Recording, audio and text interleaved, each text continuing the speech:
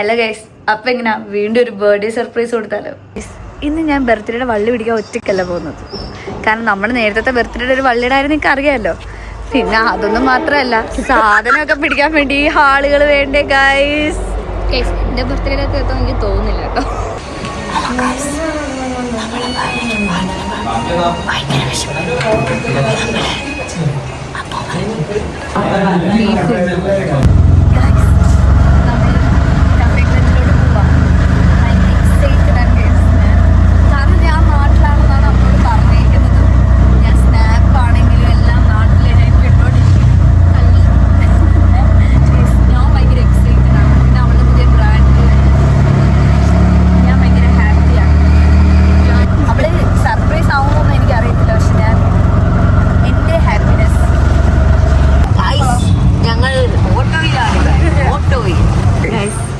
നമുക്ക് പോയി കൊണ്ട് കൊടുത്തിട്ട് വരാം.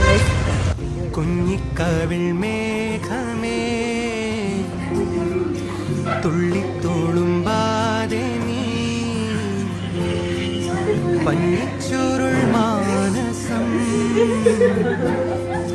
നുള്ളിക്കെടുത്താതെ നീ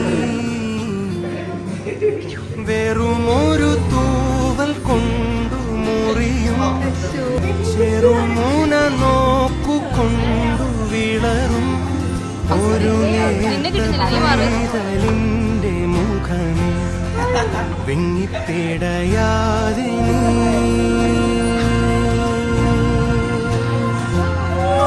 വെറുതെ വെറുതെ ഈ നൊമ്പരമിതോ വെറുതെ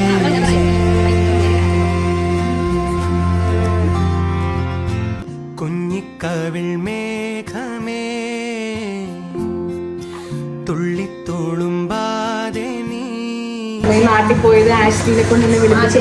ഛർദിലായിരുന്നു. പിന്നെ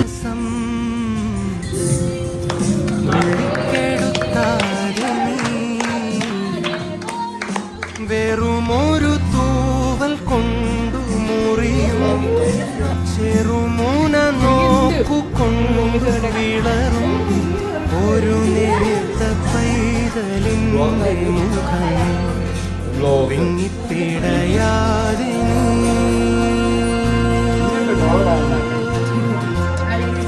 വെറുതെ വെറുതെ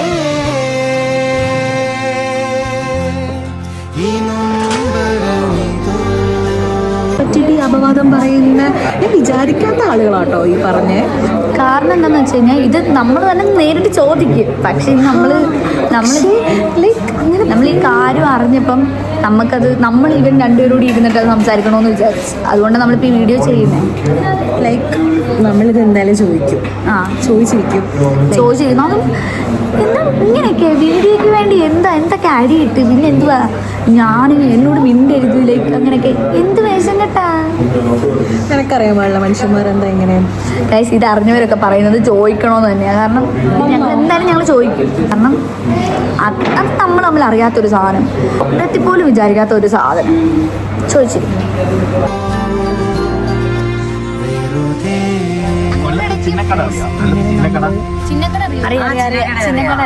അവിടെ ഞാൻ കാർത്തികയിൽ താമസിക്കലുണ്ട്. അവിടെ കുഞ്ഞു പൊറാട്ടയും മട്ടൻ ചാപ്സും അറിയോ ഫേമസ്. അതൊക്കെ ഞാൻ വരുന്നുണ്ട്. പിന്നെ മുബാറക് ഹോട്ടൽ അറിയോ? കൊഞ്ച് നെത്തുകള്, പിന്നെ ആസാദ്. ഇവിടെ ലെഫ്റ്റോ റൈറ്റോ? റൈറ്റില്ലേ? അവിടെ ഞാൻ വരുന്നുണ്ട്. കാലിക്കറ്റ് വരുന്നുണ്ട്. കോഴിക്കോട് ബീഫ് ബിരിയാണി കഴിച്ചിട്ടുണ്ടോ? റഹ്മത്ത് കേട്ടിട്ടുണ്ടോ?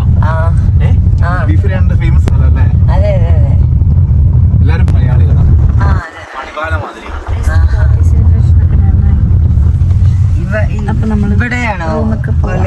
ഞാൻ വൈറ്റ്ഫീൽഡ്, എയർപോർട്ട്, മാരത്തള്ളി, താമസം വൈറ്റ്ഫീൽഡാണ്.